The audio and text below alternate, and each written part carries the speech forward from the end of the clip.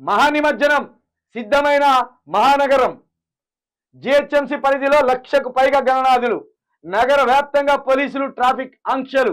నిమజ్జనం కోసం 25,000 మంది పోలీసులు. హుసేన్ సాగర్ చుట్టూ 3,000 మందితో బందోబస్తు. మధ్యాహ్నం 1:30 గంటల లోపు ఖైరతాబాద్ గణేష్ నిమజ్జనం. సాయంత్రం 4 గంటలకు హుసేన్ సాగర్ కు బాలాపూర్ గణేష్.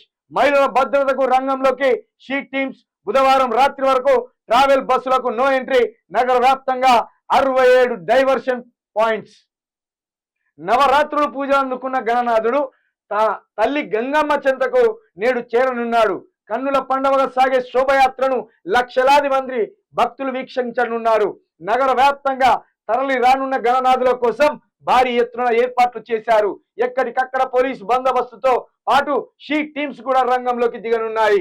ఎలాంటి ఆటంకాలు లేకుండా ఏర్పాట్లు చేశామని ట్రాఫిక్ ఆంక్షలను దృష్టిలో పెట్టుకొని ప్రయాణికులకు ఏర్పాట్లు చేసుకోవాలని అధికారులు సూచించారు. ఇది బాగుంది.